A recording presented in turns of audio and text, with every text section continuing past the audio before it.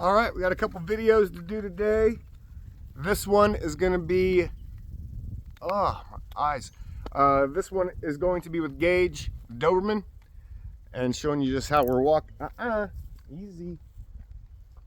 Show you how we're going to walk on the leash now. I did go to a small prong collar with him, not the big giant huge ones. I like the small ones better. They're a little bit less intrusive and not as clunky. A little bit like I like to compare it to fishing with a light tackle, so I can feel movements more. It's not so heavy and everything on the neck, but it's calmed him down substantially. So we're going to use this along with everything else we use, and we'll see how he does. There's some dogs out here, and right now he's not sure what he's looking at. Spacing off into the abyss right now. We're gonna go ahead and take him on a walk and show you how nice he's sitting next to me now when I stop, and all that good stuff. So here we go. Good girl, Maggie.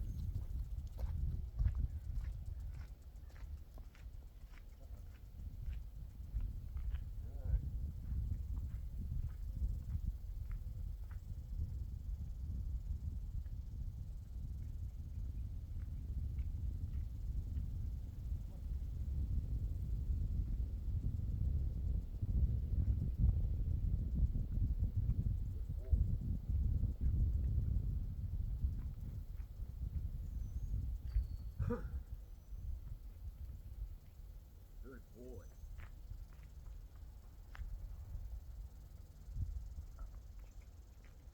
Good.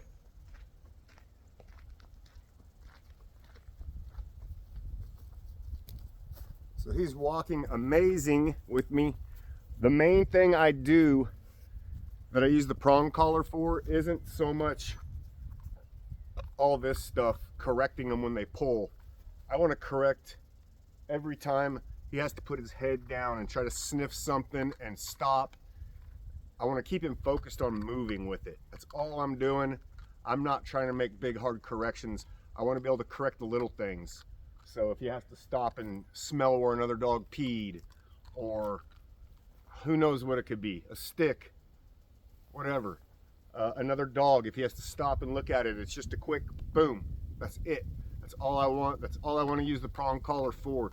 It should not be used as a crank and yank kind of thing. If they are conditioned with them to stop the little things, the big things correct themselves. Because if you can correct the easier stuff, then the hard things really don't happen. So if I want to come over here and I see him sniffing,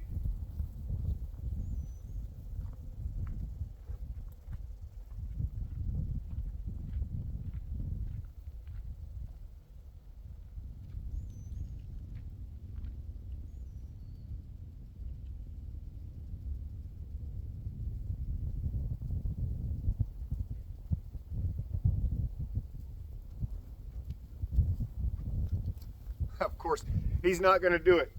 Let's see. Good.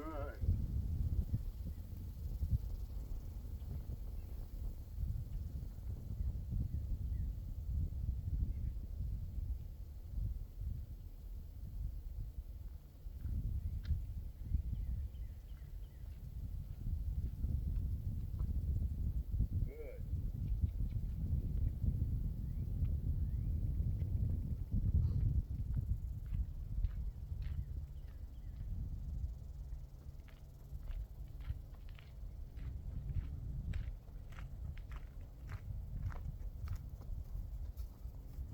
Well, he's just going to do perfect, I guess, in this video, like always.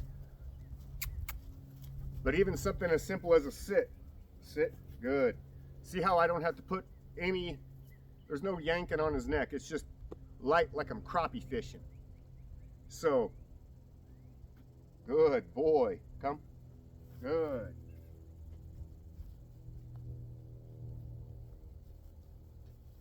And it also calms him down. I don't know what it is about a perfectly fit prong collar that calms him down. But you can see, good, good. He's not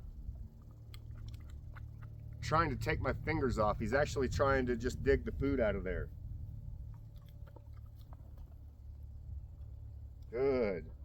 So we got the Dobermans and the we got the Dobermans and the Malinois out here.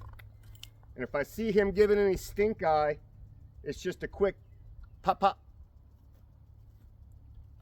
I want his eyes on me and not on all the dogs. Good. I want him to get used to there being other dogs around him without him having to stare at them.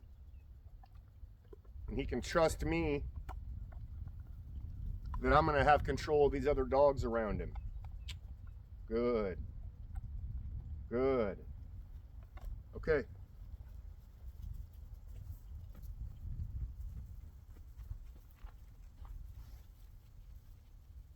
Good. Sit.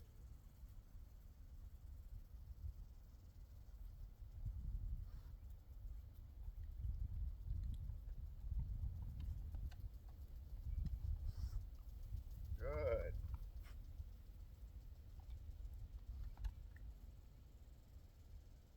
Good. Down. Good. Nope. Sit. Easy. Down. Good boy. Him going into a down around other dogs is a big deal. Oh, yes.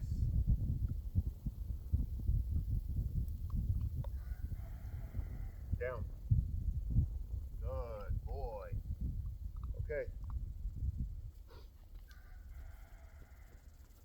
So when you're dealing with a big dog like this that's not great around, well, he's actually not good at all.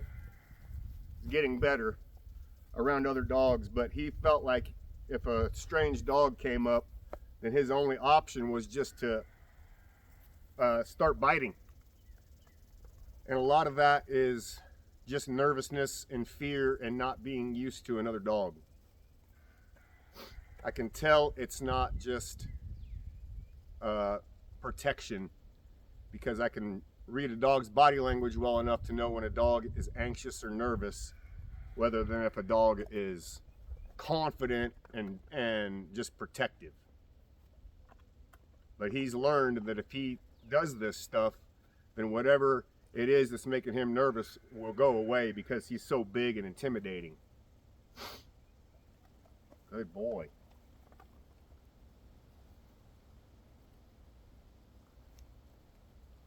Good. But being able to sit here like this and feed him and have him actually take the food around all these dogs. Sit. Sit. Good. Feeding him around all these dogs is the best way to get a dog comfortable around other dogs. And if they are taking the food, that means they're not fixating on the other dogs. Look at the size difference in these two.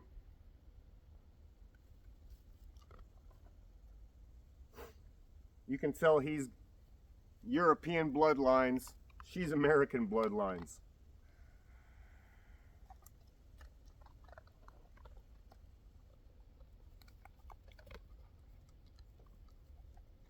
He's a big, thick boy. There's not a lot of difference in size between him and a Rottweiler. So, we'll go for another walk here real quick. Oh, we gotta fix the camera so they're not staring at the ground. Come here, big boy. We'll go for another walk real quick. I'm gonna stop down at the, about right in here, and get everybody doing it again, and then you can get a good look.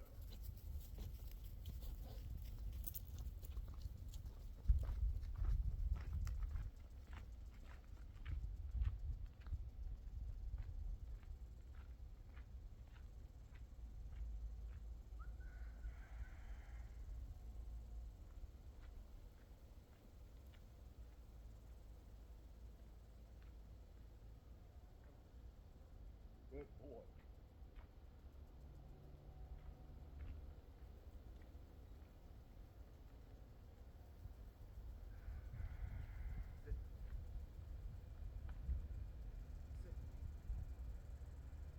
Good. Good.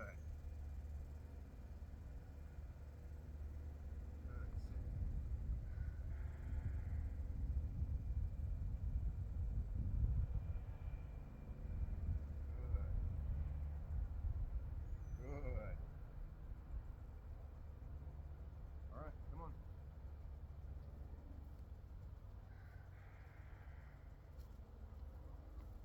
Right there. It's that obsessive sniffing. I want his head up, looking ahead.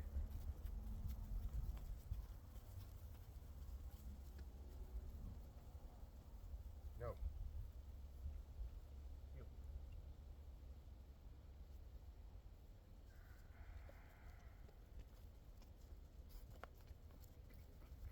Sit. Now another thing with these prong collars. Nope. See how he got uneasy with the puppy going behind his back? That's my hand. The other thing with these prong collars is you see how it's fitted. Good boy. Good boy. It needs to be kind of high up on the neck. Get back. And you don't need the big ones. These small ones are all I use, no matter how big the dog is.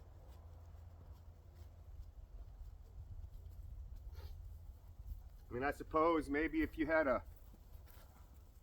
200-pound English Mastiff, maybe. But I've never had to use them, and I've had some giant dogs here. But the small ones are all you need, and if they're used correctly, and not just as a crank and yank like you're starting a lawnmower all the time, and the dog's a lot more comfortable, and the movements that you make with your hand can be a lot more subtle and light, because you're also not pulling the weight of that big collar and trying to get it to do what it's intended to do, which is very slight movements like that. Good. Good. All right, so there is a good look at how Gage is doing. He's not putting any tension on this leash now at all, and I'm extremely happy with him. Sorry I'm not looking at the camera all that much. You guys don't get to see my beautiful face, but I do have to kind of keep my eye on him because he can boom like that, just decide he wants to snap at someone. But he's doing great. Sit. Good. Look how beautiful he is. Good boy. Good. Good boy. Easy. Very nice. All right. So we're going to do a video with Dakota next. The I say Border Collie DNA test says something totally different, but I'm going with Border Collie. So, yeah, Gage is doing great. I'm hoping in the next week to start giving him more freedom around the other dogs. I want to get his recall real tight. So when I say come, hush. When I say come, he comes.